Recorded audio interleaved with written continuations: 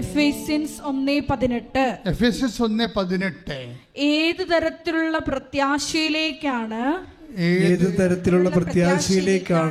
അവിടുന്ന് നിങ്ങളെ വിളിച്ചിരിക്കുന്നതെന്ന് അറിയാനും വിശുദ്ധർക്ക് അവകാശമായി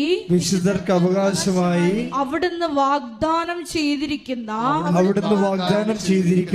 മഹത്വത്തിന്റെ സമൃദ്ധി മനസ്സിലാക്കാനും നിങ്ങളുടെ ആന്തരിക നേത്രങ്ങളെ അവിടുന്ന് പ്രകാശിപ്പിക്കട്ടെ. അതായത് വിശുദ്ധർക്ക് ആന്തരിക നേത്രങ്ങളെ പ്രകാശിപ്പിക്കേണ്ടത് ഉടമ്പടിയുടെ ഒരു ആത്മീയ അനിവാര്യതയാണ്. ഉടമ്പടി എടുക്കുന്ന ആൾക്കാർ ഈ വാഗ്ദാനം പ്രാപിക്കാൻ, അതായത് നമുക്ക് വേണ്ടി ഒരുക്കിയിരിക്കുന്ന മഹത്വത്തിൻ്റെ വാഗ്ദാനങ്ങളെ പ്രാപിക്കാൻ നമുക്ക് അത് അറിയാനുള്ള വിവേചനം വേണം. അത് ഭയങ്കര ഒരു മസ്റ്റാണ്. ശരിക്കും ഉടമ്പടി പുതുക്കുന്നവർ പ്രത്യേകം ശ്രദ്ധിക്കണം. കാരണം ഉടമ്പടിയുടെ ultimate experience the presence of ഗോഡാണ്, not the effect of the grace. ഗ്രേസിൻ്റെ ഇഫക്ട്സിനേക്കാൾ ഉപരി ബൈ പ്രസൻസ് ആണ്. പക്ഷെ അത് മനസ്സിലാക്കണമെന്നുണ്ടെങ്കിൽ അവിടുന്ന് വാഗ്ദാനം, റീഡ് ഇറ്റ് അഗെയിൻ. ഏത് തരത്തിലുള്ള പ്രത്യാശയിലേക്കാണ്, എഫേസ്യൻസ് 1:18 ഒന്ന് ഏറ്റു പറഞ്ഞ, ഏത് തരത്തിലുള്ള പ്രത്യാശയിലേക്കാണ് അവിടുന്ന് നിങ്ങളെ വിളിച്ചിരിക്കുന്നതെന്നറിയാനും വിശുദ്ധർക്ക് അവകാശമായി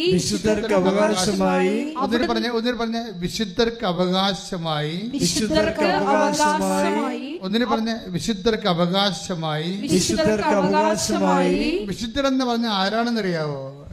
ചാവറക്കുരിയാക്കമ്മയും യുപ്രസ്യാമ്മയും മാത്രമല്ല, വിശ്വാസികളെ മുഴുവനും വിശുദ്ധരെന്നാണ് ബൈബിൾ പറയണത്. വിശുദ്ധർക്ക് അവകാശം എന്ന് പറയുമ്പോൾ വിശ്വാസികൾക്ക് അവകാശം എന്നാണ് പറഞ്ഞ്, വിശ്വാസികൾക്ക് അവകാശമായി അവിടുന്ന് വാഗ്ദാനം ചെയ്തിരിക്കുന്ന മഹത്വത്തിന്റെ സമൃദ്ധി മനസ്സിലാക്കാനും നിങ്ങളുടെ ആന്തരിക നേത്രങ്ങളെ അവിടുന്ന് പ്രകാശിപ്പിക്കട്ടെ. അപ്പൊ വിശ്വാസികൾക്ക് വാഗ്ദാനം ചെയ്തിരിക്കുന്ന മഹത്വത്തിന്റെ സമൃദ്ധി, ദ പ്ലെനിറ്റ്യൂഡ് ഓഫ് ദ ഗ്രേസ്, മഹത്വത്തിന്റെ സമൃദ്ധിയാണ്. അത് മനസ്സിലാക്കാൻ എന്ത് ചെയ്യണം? ആന്തരിക നേത്രങ്ങളെ പ്രകാശിപ്പിക്കണം. ഇതൊരു നിങ്ങൾ കൈ നെഞ്ചത്ത് വെച്ച്, ഇടത് നെഞ്ചത്ത് വെച്ച് പ്രാർത്ഥിക്കുക. കർത്താവേ, വിശുദ്ധർക്ക് അവകാശമായി അങ്ങൊരുക്കിയിരിക്കുന്ന മഹത്വത്തെ മനസ്സിലാക്കാൻ എൻ്റെ ആന്തരിക നേത്രങ്ങളെ പ്രകാശിപ്പിക്കണമേ. അപ്പൊ ഇത് നിരന്തരമായ പ്രാർത്ഥനയിലൂടെയും ദൈവ സംസർഗത്തിലൂടെയും ഒക്കെയാണ് ഈ ആന്തരിക നേത്രങ്ങളെ പ്രകാശിക്കുന്ന കൊണ്ടാണ്. ആന്തരിക നേരത്തെ പ്രകാശിച്ചപ്പോൾ ഈ റോയ് എന്താ കണ്ടത്? റോയ് കണ്ടത് ഇതാണ്: ഇനി ഞങ്ങൾക്ക് തീർത്ഥാടന ഉടമ്പടി എടുക്കാതെ തന്നെ അമ്മ കുഞ്ഞിനെ തന്നില്ലേ, ഓൺലൈൻ ഉടമ്പടി. അപ്പം ഞങ്ങൾക്കതൊരു ഉറപ്പാണ്. അപ്പം ഞങ്ങൾ തീർത്ഥാടന ഉടമ്പടി എടുക്കുമ്പോൾ അമ്മ തീർച്ചയായിട്ടും മരിക്കാത്ത കൊച്ചിനെ ഞങ്ങൾ കൈ വെച്ച് തരും. അതാണ് വിശുദ്ധർക്ക് അവകാശമായി. ഒന്ന് വായിച്ച്, വിശുദ്ധർക്ക് അവകാശമായി, വിശ്വാസികൾക്ക് അവകാശമായി അവിടുന്ന് വാഗ്ദാനം ചെയ്തിരിക്കുന്ന മഹത്വത്തിന്റെ സമൃദ്ധി മനസ്സിലാക്കാനും നിങ്ങളുടെ ആന്തരിക നേത്രങ്ങളെ അവിടുന്ന് പ്രകാശിപ്പിക്കട്ടെ. അപ്പൊ ഈ റോയി അത് പറയുന്നുണ്ട്. കാര്യം എന്നൊക്കെ അയാൾ പറയണത് എന്താണ്? ഒരു വ്യത്യാസമില്ല, സന്തോഷത്തോടെ പറയുകയാണ്. 3 മാസം കഴിഞ്ഞപ്പോഴേ ഒരു കുഞ്ഞു മാലാഖിയായി അവൻ ഈശോൻ്റെ അടുത്ത് പോയി.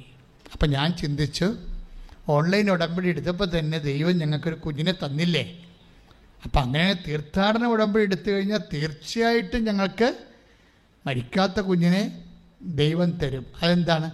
വിശ്വാസികൾക്ക് അവകാശമായി അങ്ങ് ഒരുക്കിയിരിക്കുന്ന മഹത്വത്തിന് സമൃദ്ധി കൈയിട്ടിച്ച് കർത്താവേ ഞങ്ങളുടെ ജീവിതങ്ങളിൽ കർത്താവിന്റെ കരം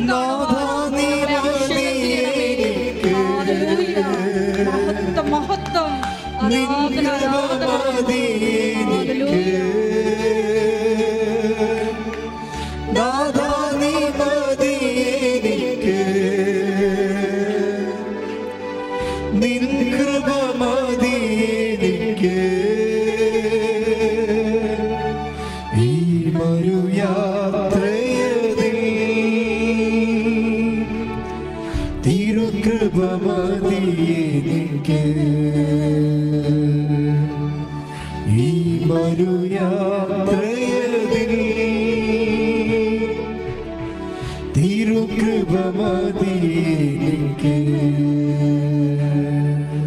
നിങ്ങൾ ഈ പാട്ടിൻ്റെ അർത്ഥം മനസ്സിലാക്കിയെന്ന് പാടിച്ചു നോക്കിയേ, സൂപ്പറായിരിക്കും. അതായത് നാഥ നീ മതി എനിക്ക്, പിന്നെന്താണ് നിൻ കൃപ. 2 കൊറിന്ത്യൻസ് 12:9 പറയണത് your grace is sufficient for me. അതാണ് പറയണത്. ഇങ്ങനെയുള്ള സകല കാലഘട്ടങ്ങളിൽ what we need actually the grace of God. അത് ഗ്രേസ് എങ്ങനെ വന്നതാണ്? ഈ ഗ്രേസ് എങ്ങനെ വന്നതാണ്? അവൻ്റെ പീഡാനുഭവത്തിലൂടെ ദൈവത്തിൻ്റെ പ്രസാദമായി ലഭിച്ചതാണ്. ഞാൻ തിരഞ്ഞെടുത്ത എൻ്റെ ദാസൻ, എൻ്റെ ആത്മാവ് പ്രസാദിച്ചതിൻ്റെ പ്രിയപ്പെട്ടവൻ, അവൻ്റെ മേൽ എൻ്റെ ആത്മാവിനെ ഞാൻ അയക്കും. അപ്പോഴെന്താണ് പ്രസാദം? അപ്പൻ്റെ പ്രസാദം എങ്ങനെ വന്നതാണ്? ഈ ദാസൻ മരണത്തോളം തന്നെ താഴ്ത്തിയപ്പോഴുണ്ടായ അപ്പൻ്റെ പ്രസാദമാണ് the power of God, so called grace. കൈയടിച്ച് കർത്താവേ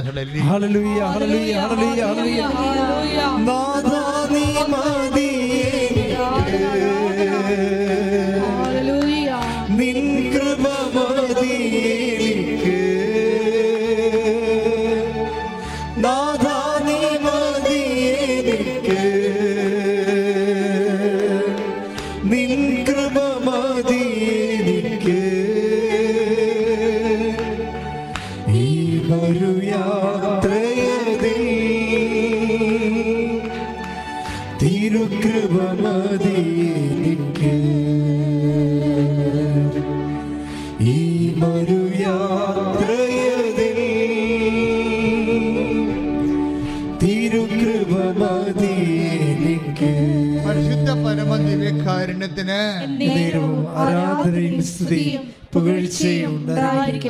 മഹത്വത്തെ റോയ്ക്ക് കാണിച്ചു കൊടുത്തു. മനസ്സിലായില്ലേ? മഹത്വത്തെ കാണിച്ചു കൊടുത്തുകൊണ്ടാണ് അവന് അതിൻ്റെ ആവിയും, കുഞ്ഞു മരിച്ചതിൻ്റെ ആവിയും പൊള്ളലും അനുഭവിക്കാതെ വന്നത്.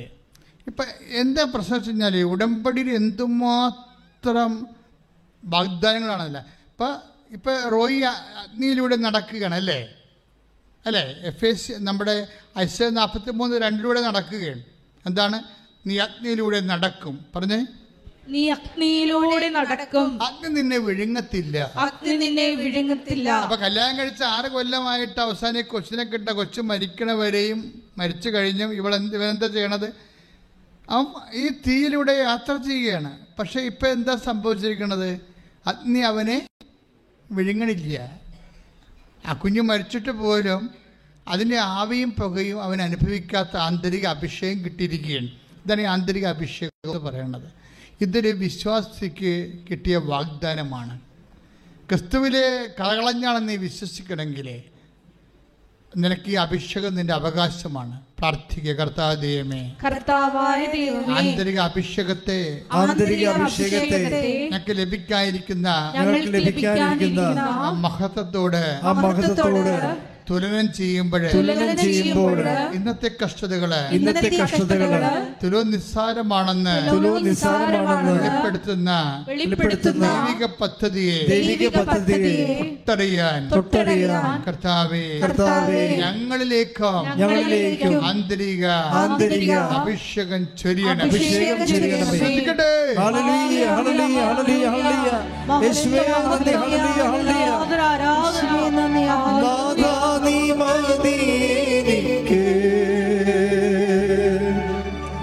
നിൻ കൃപ മതി എനിക്ക്, നാഥാ നീ മതി എനിക്ക്, നിൻ കൃപ മതി എനിക്ക്. ഈ ഒരു യാത്രയതിൽ തിരുകൃപ മതി എനിക്ക്. ഈ മരുയാത്രയതിൽ തിരുകൃപ മതി എനിക്ക്.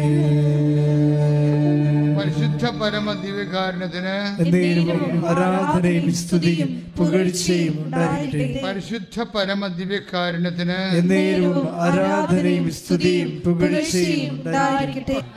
Hallelujah, hallelujah.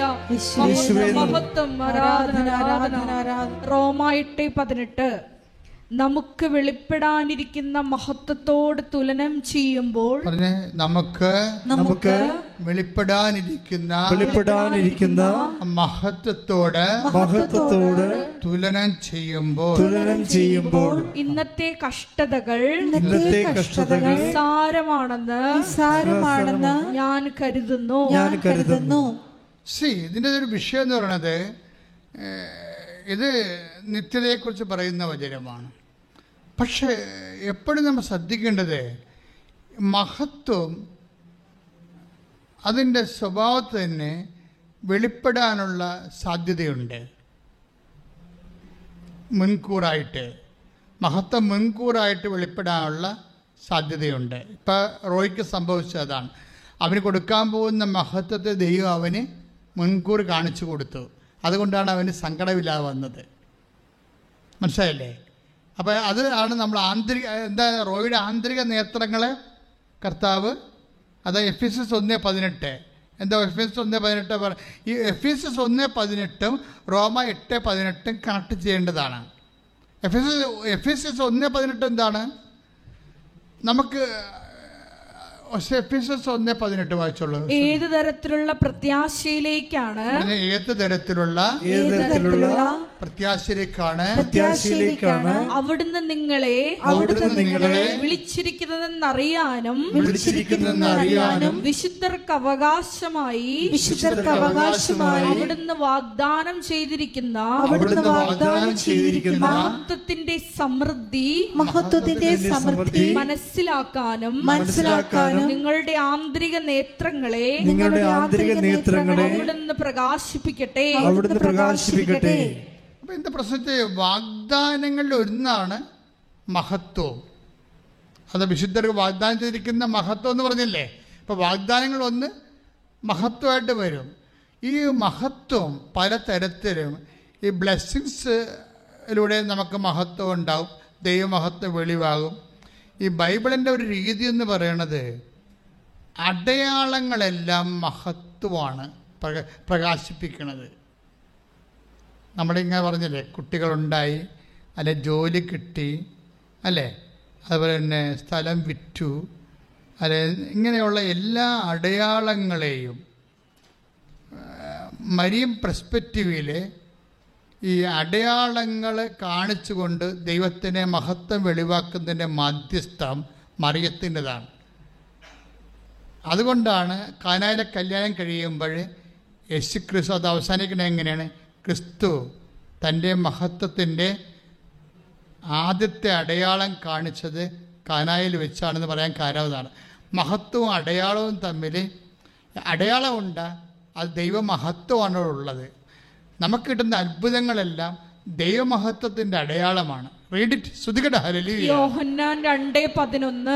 യോഹന്നാൻ 2:11 വായിച്ചോളൂ. യേശു തന്റെ മഹത്വം വെളിപ്പെടുത്തുന്നതിന് എന്ന് പറഞ്ഞ യേശു തന്റെ മഹത്വം വെളിപ്പെടുത്തുന്നതിന് പ്രവർത്തിച്ച അടയാളങ്ങളുടെ ആരംഭമാണ്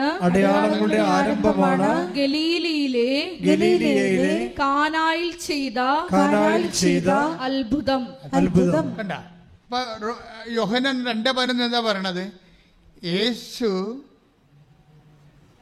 തൻ്റെ മഹത്വം വെളിവാക്കാൻ പ്രവർത്തിച്ച അടയാളങ്ങളുടെ ആരംഭം.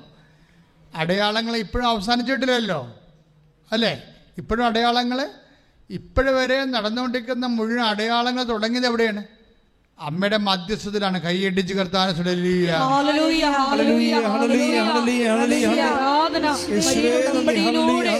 വിഷയങ്ങളില് സമയബന്ധിതമായി ഇടപെടുന്ന മാതൃവാത്സല്യത്തിന് ഞങ്ങൾ നന്ദി പറയുന്നു. ഈ അടയാളം, ദൈവം, ഈ മഹത്വം, ഇതിനൊരു പ്രത്യേകത എന്ന് വെച്ച് കഴിഞ്ഞാൽ ഇത് മുൻകൂട്ടി വെളിപ്പെടുത്തുമ്പോഴാണ് ആന്തരിക അഭിഷേകം ഉണ്ടാകണത്. പ്രീഡിയ. ഇപ്പം റോയ്ക്ക് സംഭവിച്ചത് എന്താണ്? അവൻ പറഞ്ഞത് എന്താണ് ഭാര്യയോട്? നമ്മൾക്ക് ഓൺലൈൻ ഉടമ്പടി എടുത്തപ്പോൾ തന്നെ അമ്മ കുഞ്ഞിനെ തരുമെന്ന് അടയാളം കാണിച്ചില്ലേ? അവൻ കർത്താവിൻ്റെ അടുത്തേക്ക് അവൻ തിരിച്ചു പോയെങ്കിലും അത് അടയാളമാണ്. എന്താണ്? അമ്മ നമുക്കിനി കുഞ്ഞിനെ തരുമെന്നുള്ളതിൻ്റെ അടയാളമാണ്. അതുകൊണ്ട് നമ്മൾ പോയി തീർത്ഥാടനം ഉടമ്പടി എടുക്കും. അപ്പോൾ അവളുടെ റെസ്റ്റ് കഴിഞ്ഞപ്പോൾ ഭാര്യയും ഭർത്താവും കൂടി വന്നിട്ട് തീർത്ഥാടന ഉടമ്പടി എടുക്കും. തീർത്ഥാടന ഉടമ്പടി എടുത്ത് കഴിയുമ്പോൾ എന്താ പറയുക? പറഞ്ഞതുപോലെ തന്നെ 2 ആഴ്ച കഴിഞ്ഞപ്പോൾ തന്നെ അവൾ പ്രഗ്നൻ്റ് ആവും. ക്രിസ്തലാണ്. ആ കുഞ്ഞിനൊരു കുഴപ്പവുമില്ലാതെ ആ കുഞ്ഞിനെ പ്രസവിക്കും. അതെന്താ സംഭവിച്ചു കഴിഞ്ഞാൽ ഇതിനുള്ള എല്ലാ അടയാളങ്ങൾ നേരത്തെ, അതിനകത്ത് വിഷയം എന്ന് വെച്ച് കഴിഞ്ഞാൽ ദൈവം അവിടെ ചെയ്തപ്പോൾ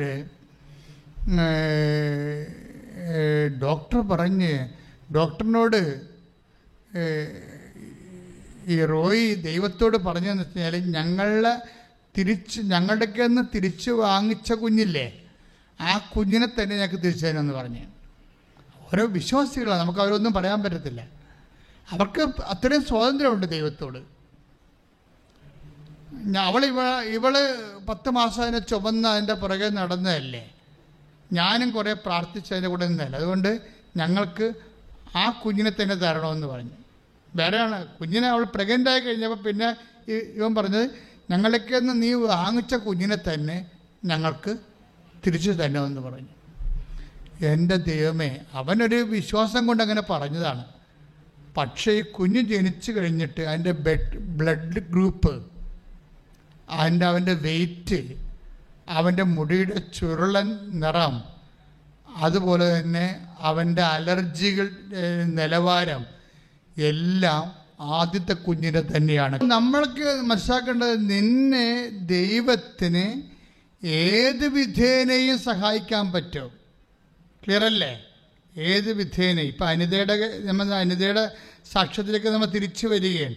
അനിതയ്ക്ക് സംഭവിക്കുന്നത് എന്താ? അനിതയ്ക്ക് സംഭവിക്കുന്നത് ഈ ഉടമ്പടി എടുത്ത് ഒരാഴ്ച കഴിഞ്ഞപ്പോൾ അനിതയുടെ പഴയ ക്ലാസ്സിൽ പഠിച്ച ഒരു ഫ്രണ്ട്, ആ സ്റ്റോറി ഭയങ്കര രസമാണ്.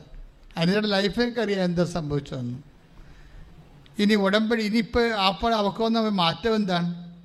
അവൾ ഉടമ്പടി എടുത്ത് ദൈവത്തിൻ്റെ മകളായി, ആ കുടുംബത്തോളം ദൈവത്തിൻ്റെ മകളായി.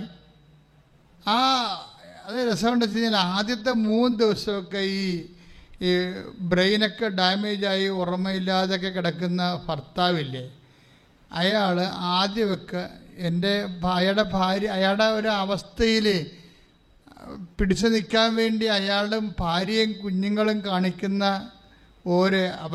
അവരുടെ വിശ്വാസത്തിനല്ലല്ലോ അത്. അപ്പം ആ ഭാര്യയും കുഞ്ഞുങ്ങളും കാണിക്കുന്ന ഓരോ രീതിയെ കണ്ടിട്ട് അയാൾക്ക് ചിരിയും വരുന്നുണ്ട്, സങ്കടവും വരുന്നുണ്ട്. അയാളെ കിടന്നുണ്ട്. ചേട്ടൻ പറഞ്ഞ ഇവർ പ്രത്യക്ഷീകരണ പ്രാർത്ഥനയൊക്കെ അമ്മയും മക്കളും കൂടിയിരുന്നാണ് പ്രാർത്ഥിക്കണത്. മറ്റയാൾ കട്ടിലെ തളർന്ന് അവശനായി കിടക്കുകയാണ്. അപ്പം ഈ മനുഷ്യന് ഈ കുടുംബം കരകയറാൻ വേണ്ടി തൻ്റെ ഭാര്യയും മക്കളും കൂടി ഇരുന്നുകൊണ്ട് ഓരോ കാര്യങ്ങൾ ചെയ്യണ കാണുമ്പോൾ അയാൾ നോക്കി ചിരിക്കും. കളിയാക്കി ചിരിക്കണമല്ല, നിസ്സഹായതയിലുള്ള ചിരിയാണ്. നിങ്ങളത് അനുഭവത്തിലൂടെ പോയാൽ നമുക്കത് മനസ്സിലാകത്തുള്ളൂ. പക്ഷെ 3 ദിവസം കഴിഞ്ഞപ്പോൾ അയാളും പ്രത്യക്ഷീകരണ പ്രാർത്ഥന ഈ കട്ടിലെ കിടന്നുകൊണ്ട് ചെല്ലാൻ തുടങ്ങി. 3 ദിവസം അങ്ങനെ ഒരു അഭിഷേകം പൊട്ടി കിട്ടി. പ്രത്യക്ഷീകരണ പ്രാർത്ഥന ചെല്ലാനുള്ള ഓർമ്മയില്ലാതെ മലമൊക്കെ പോണ ഒരാളാണ്. നിങ്ങൾ ഓർക്കണം, ആ മനുഷ്യൻ അവിടെ കിടന്ന് ആ കുരിശിൽ കിടന്ന് ആ മനുഷ്യൻ ചെല്ലുകയാണ് പ്രാർത്ഥന.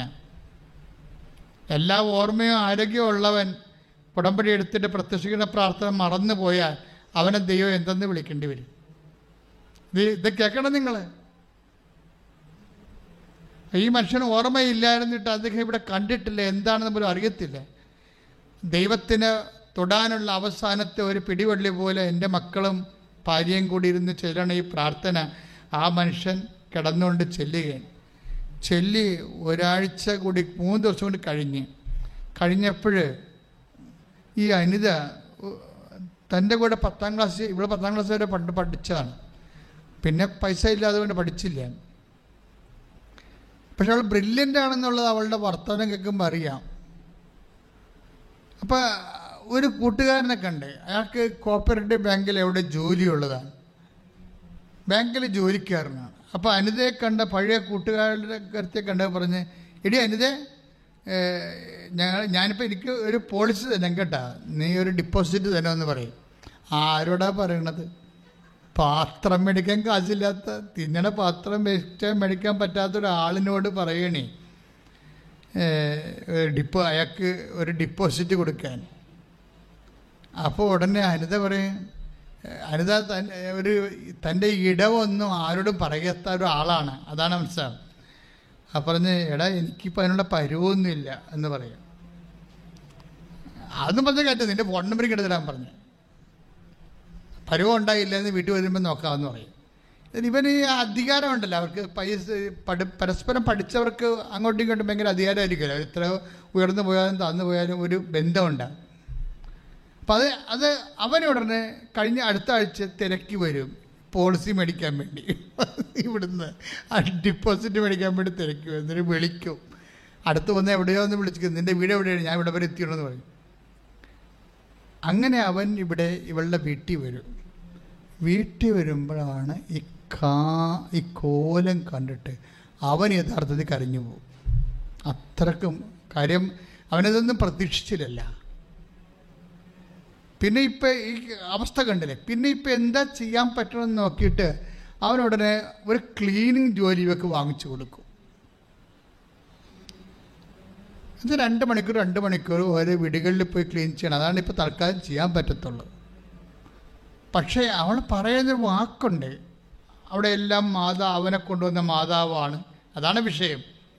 എൻ്റെ ക്ലാസ്മേറ്റ് വന്നതല്ല പറയണത്, ക്ലാസ്മേറ്റിലൂടെ വന്നതാരാണ്? മാതാവാണ്. കാര്യം എന്താണ്? അവനെനിക്ക് കാണിച്ചു തന്ന വീടെല്ലാം ഈശോൻ്റെ വീടാണ് എന്ന് വെച്ചാൽ അവിടെ ഈശോനെ അക്ഷരാർത്ഥത്തിൽ ഈശോനെ ജീവിക്കുന്ന വീടാണ്. ഇപ്പോൾ അവിടെ ഒരു മാമിനെക്കുറിച്ച് പറയും. ഇപ്പം മാമിന് ഇവളേക്കാൾ പ്രായം കുറഞ്ഞതാണെങ്കിലും ഇവളോട് ഭയങ്കര ഇഷ്ടമാണ്. അപ്പം അവളുടെ വിശേഷമൊക്കെ തിരക്കും. ഇവളൊന്നും പറയത്തില്ല, ഇങ്ങനെ വിട്ട് പറയണ ആളല്ല. പക്ഷേ മകൾ വന്ന് വീട്ടിൽ നീ എൻ്റെ മകളെന്ത് ചെയ്യുമെന്ന് പറയുമ്പോൾ പറയും, മകളെ ഫീസ് അടക്കാൻ പറ്റാതെ വന്ന് വീട്ടിൽ നിൽപ്പുണ്ടെന്ന് പറയും. അപ്പോൾ മാം പിന്നെ കുഞ്ഞിനെക്കുറിച്ച് ചോദിക്കും. അവൾക്ക് 1,70,000 രൂപ വേണം. 1,70,000 രൂപ വേണം അവളുടെ ഫീസ് അടക്കണമെങ്കിൽ. അതുടനെ പറഞ്ഞാൽ അവളോട് ഇങ്ങനെ പറ, അവളുടെ ബാങ്ക് ഡീറ്റെയിൽസ് തരാൻ പറഞ്ഞു. അപ്പോൾ ഈ ബാങ്ക് ഡീറ്റെയിൽസിലേക്ക് മാം ഈ 7,70,000 രൂപ പെട്ടെന്ന് കൊടുക്കും.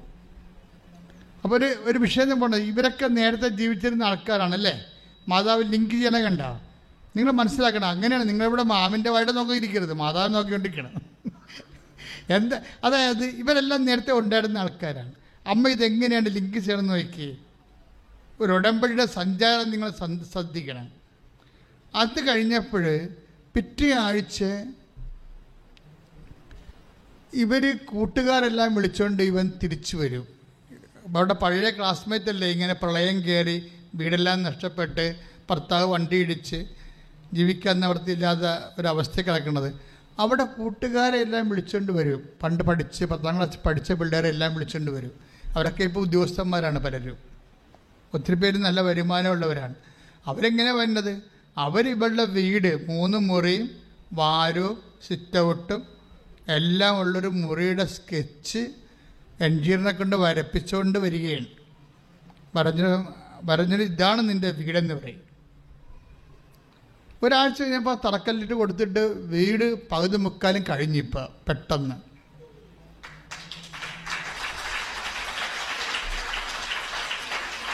അപ്പം ഈ അതായത് ഉടമ്പടിയുടെ സഞ്ചാരം ഇങ്ങനെ പോണതെങ്ങനെ ഇതൊക്കെ എന്താ സംഭവം എന്ന് വെച്ച് കഴിഞ്ഞാൽ ഇത് ജനകോടികൾ അഭിഷേകം ചെയ്തുകൊണ്ട് മുന്നോട്ട് പോകും. വ്യക്തികളെല്ലാം നവീകരിക്കും. കാര്യം എന്താണ്? ഇത് സഞ്ചാരി മാതാവാണ്. മാതാവ് കൂടെ വന്നിട്ട് നിന്നെ രക്ഷിക്കാനുള്ള മാർഗം, നിൻ്റെ ആ പ്രാദേശികമായിട്ടുള്ള അവസ്ഥകളിൽ തന്നെ നിന്നെ രക്ഷിക്കാനുള്ള മാർഗം കണ്ടുപിടിച്ച് നിന്നെ ഹെൽപ്പ് ചെയ്ത് ആ കുഞ്ഞുങ്ങളെല്ലാം പഠിക്കാൻ തുടങ്ങി. എല്ലാവരെയും ഇതൊക്കെ പെട്ടെന്നാണ് ഇതെല്ലാം സംഭവിക്കുന്നത്. ഞാൻ എന്താ പറഞ്ഞു വരുന്നതെന്ന് ചോദിച്ചു കഴിഞ്ഞാൽ എനിക്ക് തോന്നുന്നത് കുറച്ചുകൂടി നിങ്ങൾ കമ്മിറ്റ് ആകാൻ വേണ്ടിയാണ് ഞാനിത് വിശദീകരിക്കുന്നത്. നിങ്ങളുടെ പലരും ഉണ്ട ഒരു വിഷയം, നിങ്ങൾക്ക് ദൈവത്തെ ഇവരൊക്കെ ഈ അനിതയൊക്കെ ഫസ്റ്റ് ടൈമാണെന്ന് തോന്നണത്. ആദ്യമാണ് ഈ ഈശോനെയൊക്കെ പരിചയപ്പെടുന്നത്. പക്ഷെ പരിചയപ്പെട്ടതിൻ്റെ അവസ്ഥ കണ്ടില്ലേ? നിങ്ങൾക്ക് പലർക്കും ഉള്ളൊരു വിഷയം പണ്ടേ പരിചയപ്പെട്ടതാണ് നിങ്ങളുടെ ദുരന്തം. നിങ്ങൾക്കെല്ലാം ഉള്ളൊരു കുഴപ്പം പണ്ടേ പരിചയപ്പെട്ടതാണ്. അന്ന് തന്നെ ഈ നാട്ടുകാർ പറഞ്ഞപ്പോൾ മണവാഞ്ചമ്പലത്തിൽ ഓരോ കാര്യം കൈകാര്യം ചെയ്ത് കുളമായി.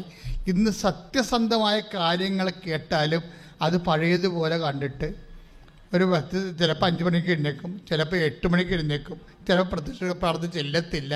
അങ്ങനെയൊക്കെ തിരിച്ച് ഇരന്ന് പണി മേടിച്ചിട്ടാണ് ഈ പ്രശ്നം വന്നിരിക്കുന്നത്. അതുകൊണ്ട് ആദ്യമായിട്ട് യേശുവിനെ പരിചയപ്പെട്ട ആൾക്കാർ കാണിക്കുന്ന ഒരു ആക്രാന്തങ്ങളില്ലേ, ആധ്യാത്മിക ആക്രാന്തം, ദൈവത്തോടുള്ള അടുപ്പവും സ്നേഹവും, അതുപോലെ നിങ്ങൾ റീസെറ്റ് ചെയ്യണം.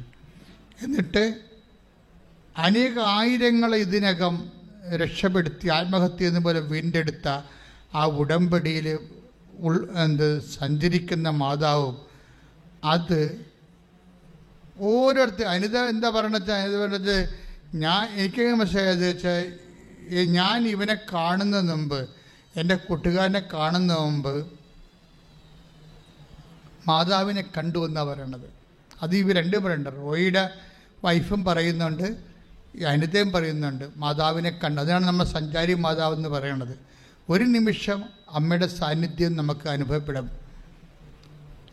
ഒരുത്തര് തിരി തെളിക്കുമ്പോഴാണ് അമ്മയുടെ സാന്നിധ്യം വന്നു പോയത്. അപ്പോഴേ ഈ സാന്നിധ്യമാണ് ഇതിൻ്റെ ഒരു അടിസ്ഥാനമായിട്ടുള്ളൊരു വിഷയം. അത് അച്ഛൻ്റെ സാന്നിധ്യത്തെക്കുറിച്ച് നേരത്തെ ഒത്തിരി പറഞ്ഞിട്ടുണ്ട്. അത് നിങ്ങൾ നോക്കിയെടുത്തിട്ട് നിങ്ങളുടെ ഇപ്പോഴത്തുള്ള ആവശ്യം പോലെ തന്നെ നിങ്ങൾ ദൈവത്തിരുസന്നിധി സമർപ്പിക്കേണ്ട വിഷയമാണ്. അമ്മേ, എനിക്ക് അമ്മയെ തൊടണം, അമ്മയെ എനിക്ക് കാണണം എന്ന് പറഞ്ഞ് പ്രാർത്ഥിച്ച് സുവിശേഷ വിഹിതമായ ജീവിത വിശുദ്ധിയിലൂടെ ഉടമ്പടി ഇഹത്തിലും പരത്തിലും മഹത്വം പ്രാപിക്കാൻ ദൈവത്തിൻ്റെ സംവിധാനമാണെന്നുള്ള ആ ഒരു ബോധത്തിൽ അതിലേക്ക് ദൈവമാണ് നിങ്ങളെ കൊണ്ടുവന്നിരിക്കണം എന്നുള്ള വളരെ വലിയ ഒരു അറിവിൽ നിങ്ങൾ വിജയിച്ച് അതിൽ ഉടമ്പടിയുടെ എല്ലാ കാര്യങ്ങളും സത്യസന്ധമായി നിറവേറ്റി നിങ്ങൾ ദൈവത്തെ പ്രാപിക്കാൻ പരിശുദ്ധ അമ്മയിലൂടെ സഹായിക്കട്ടെ എന്ന് പ്രാർത്ഥിച്ചുകൊണ്ട് സ്തുതിക്കട്ടെ. ഹല്ലേലൂയ, ഹല്ലേലൂയ, ഹല്ലേലൂയ, ഹല്ലേലൂയ, ഹല്ലേലൂയ, ഹല്ലേലൂയ. യേശുവേ നന്ദി, ഹല്ലേലൂയ, ഹല്ലേലൂയ, ഹല്ലേലൂയ, ഹല്ലേലൂയ. യേശുവേ നന്ദി, യേശുവേ ആരാധന, ഹല്ലേലൂയ, മഹത്വം, മഹത്വം. എല്ലാവരും എഴുന്നേൽക്കുക, ആരാധന. എല്ലാവരും എഴുന്നേൽക്കുക. രോഗസൗഖ്യ പ്രാർത്ഥനയുടെ സമയമാണ്. സ്തുതിക്കട്ടെ. ഹല്ലേലൂയ. ഹല്ലേലൂയ, ഹല്ലേലൂയ. മഹത്വം, മഹത്വം. യേശുവേ നന്ദി, യേശുവേ സ്തുതി. ഹല്ലേലൂയ, ഹല്ലേലൂയ. ഹല്ലേലൂയ, ഹല്ലേലൂയ, ഹല്ലേലൂയ, ഹല്ലേലൂയ, ഹല്ലേലൂയ. ഞങ്ങളുടെ രോഗാവസ്ഥകളെ നീ ഏറ്റെടുക്കണമേ എന്ന് പ്രാർത്ഥിക്കുന്നു. ഹല്ലേലൂയ, ഹല്ലേലൂയ, ഹല്ലേലൂയ, ഹല്ലേലൂയ. ഹല്ലേലൂയ. യേശുവേ ആരാധന, ആരാധന. ഇതുവരെ കൃപാസനത്തിൽ വന്ന് ഉടമ്പടി എടുത്തു പോയിട്ടുള്ള എല്ലാ മക്കളെയും ദിവികാരുടെ സന്നിധിയിൽ സമർപ്പിച്ച് പ്രാർത്ഥിക്കുന്നു. അമ്മയുടെ പ്രത്യക്ഷീകരണത്തിന്റെ സാക്ഷികളായി ആ മക്കളെ ഉയർത്തണമേ എന്ന് പ്രാർത്ഥിക്കുന്നു. Hallelujah. Praise the Lord. Praise the Lord. എൻ്റെ മക്കളെ അച്ഛൻ കൈ ഉയർത്തിക്കൊണ്ട് ഈശോയുടെ നാമത്തിൽ അവിടെ നിന്ന് നൽകിയ പൗരോഹിത്യത്തിൻ്റെ ഒരു ആധ്യാത്മികമായ ശുശ്രൂഷയുടെ ഭാഗമായി കർത്താവിൻ്റെ അരുളപ്പാടനുസരിച്ചാണ് ധ്യാനകേന്ദ്രങ്ങളിലെ രോഗസൗഖ്യ പ്രാർത്ഥന നടക്കുന്നത്. സ്ലിഹന്മാരെ ഈശോ ഏൽപ്പിച്ചതാണ്. നിങ്ങൾ ഏത് ഭവനത്തിൽ ചെന്നാൽ ആ ഭവനത്തെ ആശീർവദിക്കണം, അവിടെയുള്ള രോഗികളെ സുഖപ്പെടുത്തണം. ആദിമസഭയിലും അതുതന്നെയാണ് സഭ അനുവർത്തിച്ചത്. നിങ്ങളുടെ രോഗിയാകുമ്പോൾ സഭാപുരോഹിതനെ വിളിച്ചുകൊണ്ട് വരിക. അവർ വന്നവനെ സൈത്ത് പൂശി പ്രാർത്ഥിക്കട്ടെ എന്ന്. ഇപ്പം സൈത്ത് പൂശണത് ആദ്യകാലം മുതലുള്ള ദൈവികമായ നടപടിയാണ്. ഇപ്പം കഴിഞ്ഞ ദിവസങ്ങളിലൊരു സാക്ഷി ഉണ്ടായില്ലേ? അച്ഛൻ്റെ അടുത്ത് വന്നപ്പോൾ എൻ്റെ സൈത്ത് എൻ്റെ കയ്യെ തേച്ച് തന്ന് ഞാനത് കൊണ്ടുപോയി എൻ്റെ വയറിൽ പെരട്ടി. അപ്പോൾ സിസ്റ്റും അതുപോലെ ഫൈബ്രോയിഡുകളും അപ്രത്യക്ഷമായെന്നും പറഞ്ഞൊരു സാക്ഷ്യമുണ്ട്. വലിയ സാക്ഷ്യമാണ്. ഭരണീയം, തിരുവനന്തപുരം ഭരണീയത്തുള്ള ഒരു മോളുടെ സാക്ഷ്യമാണ്. അപ്പം അത് തന്നെയാണ് ഇന്നും അടയാളങ്ങൾ ഇന്നും നടന്നുകൊണ്ടിരിക്കുക. ഇതിലൊന്നും ആൾദൈവമോ സിദ്ധം കളിയോ ഒന്നുമില്ല. സുവിശേഷത്തിൽ കർത്താവ് നൽകിയ വാഗ്ദാനങ്ങൾ കർത്താവിൻ്റെ നാമം വിളിച്ച് അപേക്ഷിക്കാനാണ് ഞങ്ങളെ ധ്യാനകേന്ദ്രങ്ങളിൽ നിങ്ങളെ ഒരുക്കുന്നത്. അതിനെ കർത്താവിൻ്റെ നാമം വിളിച്ച് അപേക്ഷിക്കണമെങ്കിൽ അത്തരത്തിലും ഹൃദയത്തിലും വിശുദ്ധി സൂക്ഷിക്കണം. അതിനായി ഞങ്ങൾ നിങ്ങൾക്ക് വചനങ്ങൾ നൽകുന്നത്. വചനാധിഷ്ഠിതമായി നിങ്ങൾ വിശുദ്ധീകരിച്ച് കർത്താവിന് നാമം വിളിച്ച് അപേക്ഷിക്കുമ്പോൾ യേശു ക്രിസ്തു 2 കൊരിന്ത്യർ 1:20 പറയുന്നു, സകല വാഗ്ദാനങ്ങളുമാണ്, രോഗശാന്തി മാത്രമല്ല, സകല വാഗ്ദാനങ്ങളുമാണ് ക്രിസ്തുവിൽ. അതുകൊണ്ടാണ് ക്രിസ്തുവിനെ പ്രാപിക്കാൻ നമ്മൾ ഏറ്റവും കൂടുതൽ സഫിസ്റ്റിക്കേറ്റഡ് ആയിട്ടുള്ള വെപ്പണാണ് ഉപയോഗിക്കുന്നത്. അത് മരിയൻ വെപ്പണാണ്. അതാണ് മരിയൻ ഉടമ്പടി എന്ന് പറയുന്നത്.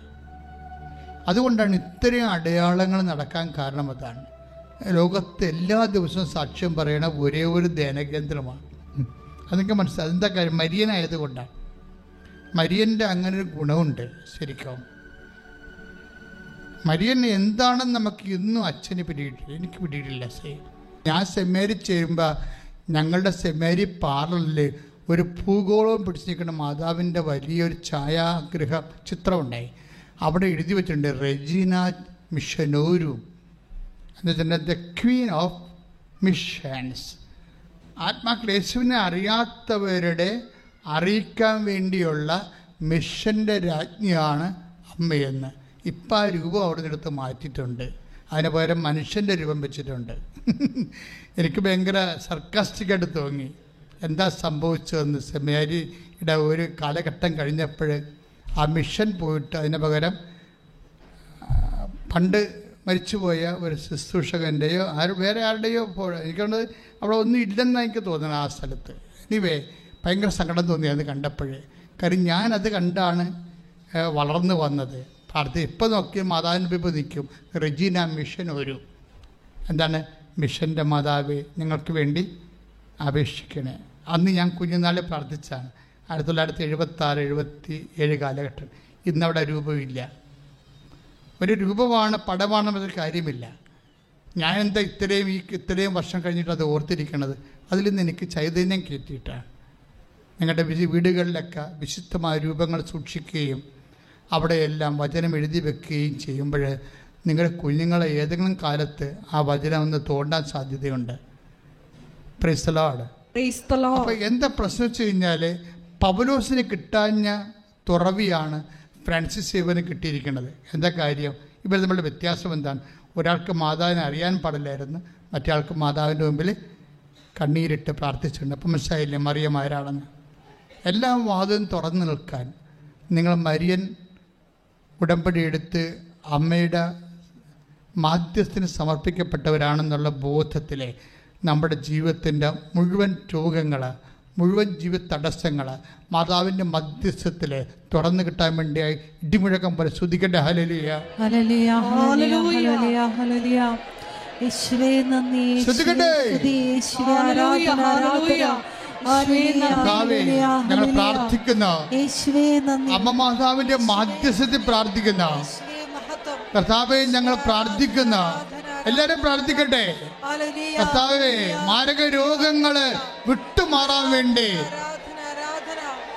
അമ്മ മാതാവിന്റെ മാധ്യസ്ഥത്തിൽ പ്രാർത്ഥിക്കുന്ന, തീരാവേദികള് വിട്ടുമാറാൻ വേണ്ടി അമ്മ മാതാവിന്റെ മാധ്യസ്ഥത്തിൽ പ്രാർത്ഥിക്കുന്ന, ജോലിയില്ലാത്തവര്, സാമ്പത്തിക ബാധ്യതയുള്ളവര്, ജീവിതം മടുത്തവര്, തീർന്നവര്, എല്ലാ വാതിലും അടഞ്ഞു പോയവര് തുറക്കപ്പെടാൻ വേണ്ടി, ഉടമ്പടി എടുത്ത മുഴുവനും ആവശ്യങ്ങളുടെ മേലും ദൈവത്തിന്റെ കൃപ ചെയ്യാൻ വേണ്ടി എല്ലാ അടഞ്ഞുപോയ വാതിലുകളും, എല്ലാ തരത്തിലുള്ള തടസ്സങ്ങള്, ജോലിക്കുള്ള തടസ്സങ്ങള്, വിസയ്ക്കുള്ള തടസ്സങ്ങള്, പഠനത്തിനുള്ള തടസ്സങ്ങള്, സാമ്പത്തിക വരുമാന തടസ്സങ്ങള്, ആധ്യാത്മിക മുന്നേറ്റ തടസ്സങ്ങള്, രോഗത്തിന്റെ എല്ലാവിധ ആവശ്യകതകളും യേശു ക്രിസ്തുവിന്റെ ഉന്നതമായ നാമത്തിലെ അമ്മ മാതാവിന്റെ മാധ്യസ്ഥത്തിലെ സൗഖ്യം പ്രാപിക്കട്ടെ, തടസ്സങ്ങൾ മാറട്ടെ.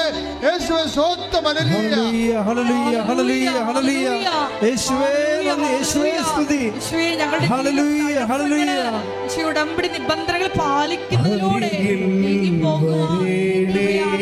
പ്രാർത്ഥിക്കുന്നു. സദയം തൊടേണേ,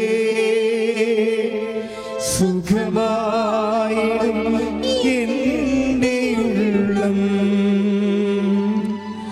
അരികിൽ വരേണേ, സദയം തൊടേണേ,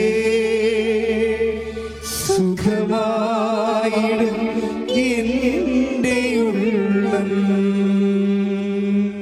മക്കളെ, ചരിത്ര യാഥാർത്ഥ്യങ്ങളുടെ മുമ്പിലാണ് നമ്മൾ നിൽക്കുന്നത്. നിങ്ങളൊന്ന് പ്രാർത്ഥിച്ച്, കർത്താവേ, കർത്താവേ, പരിശുദ്ധ അമ്മേ, പരിശുദ്ധ അമ്മയെ ആശ്രയിച്ചുകൊണ്ട് അമ്മയുടെ മാധ്യസ്ഥത്തിലെ ഞങ്ങൾ അങ്ങയോട് പ്രാർത്ഥിക്കുന്ന അപ്രതിരോധ്യമായ അങ്ങ് പോലും നിഷേധിക്കാതിരുന്ന നിഷേധിക്കാമായിരുന്നിട്ടും അമ്മയുടെ വാക്ക് മാനിച്ച അമ്മയുടെ മാധ്യസ്ഥത്തിലെ ഞങ്ങൾ ചെയ്ത ഉടമ്പടി പ്രകാരം വെച്ചിരിക്കുന്ന മുഴുവൻ വിഷയങ്ങളുടെ മേലും ദൈവികമായ അടയാളങ്ങൾ ലഭിക്കട്ടെ. ദൈവനാമത്തിന് മഹത്വം ഉണ്ടാകട്ടെ. ശ്രദ്ധിക്കട്ടെ.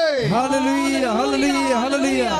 യേശുവേ നന്ദി. ഹല്ലേലൂയ, ഹല്ലേലൂയ, ഹല്ലേലൂയ, ഹല്ലേലൂയ, ഹല്ലേലൂയ, ഹല്ലേലൂയ. യേശുവേ സ്തുതി. ഹല്ലേലൂയ, ആരാധന. അരികിൽ വരേണേ, സദയം തൊടേണേ, സുഖമായിടും എൻ്റെ ഉള്ളം. അരികിൽ വരണമേ, അരികിൽ വരേണേ, സദയം തൊടേണേ, സുഖമായിടും എൻ്റെ ഉള്ളം.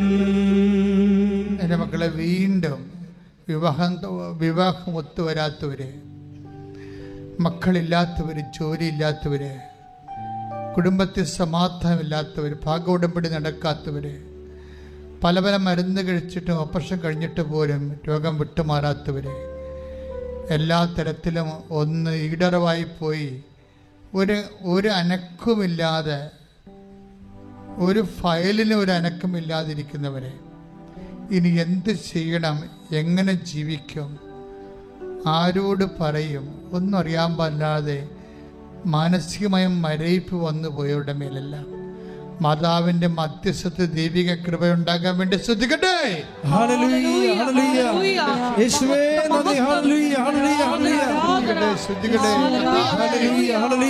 പൗരോഹിത്യത്തെ മഹത്വപ്പെടുത്തണമേ. മാരകരോഗങ്ങൾ, തീരാവേദനകള്, ജീവിത ദുരിതങ്ങള് യേശുവിന്റെ നാമത്തിൽ മാറിപ്പോകട്ടെ.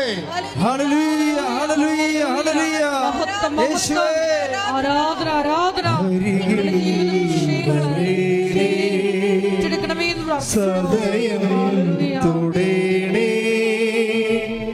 സുഖമായിടും എൻ്റെ ഉള്ളം.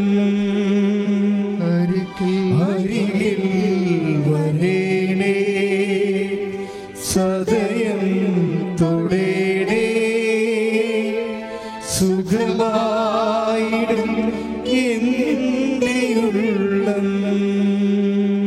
നിമിഷം മൗനമായി പ്രാർത്ഥിക്കുക. കണ്ണുകളടച്ച് മൗനമായി പ്രാർത്ഥിക്കുക. അച്ഛൻ എന്തെങ്കിലും കാര്യം ഒന്നും വിട്ടു പോയിട്ടില്ല. ജനറലായിട്ടാണ് എല്ലാ വിഷയവും ഈശോയ്ക്ക് ഏൽപ്പിച്ചിട്ടുണ്ട്. എങ്കിലും നിങ്ങൾക്ക് എന്തെങ്കിലും പറയാനുണ്ടെങ്കിൽ ഈ അനുഗ്രഹത്തിൻ്റെ സമയത്ത് പറയാം. ഓൺലൈനിൽ ഇരിക്കുന്നവർ പ്രത്യേകിച്ച് ഇപ്പോഴാണ് നിങ്ങളിത് തുറക്കുന്നതെങ്കിലും നിങ്ങൾ തുറന്ന് ഈ ആരാധനയിൽ അമ്മയോട് ചേർന്ന് നിങ്ങളുടെ സങ്കടങ്ങൾ സമർപ്പിച്ച് സാക്ഷികളാക്കണമെന്ന് പ്രാർത്ഥിക്കുക.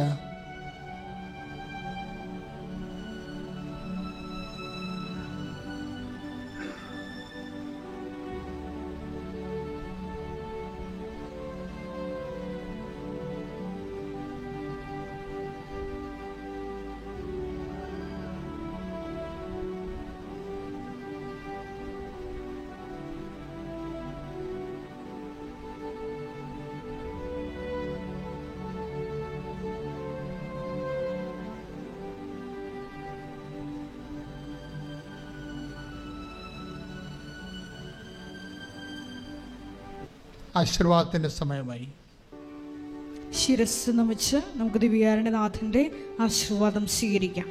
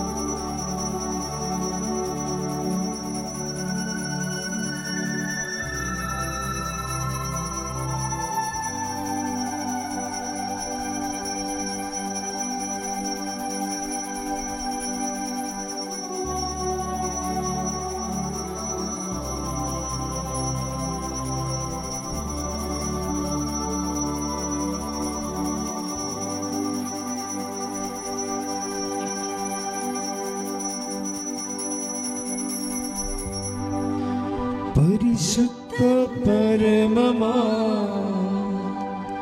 ദിവ്യകാരുണ്യമേ, എന്നുമെന്നും അങ്ങേയ്ക്കാരാധന.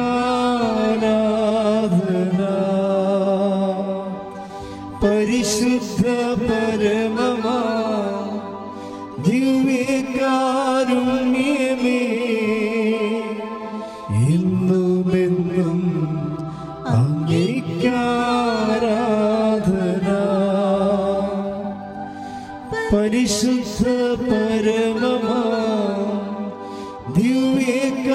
കാരുണ്യമേ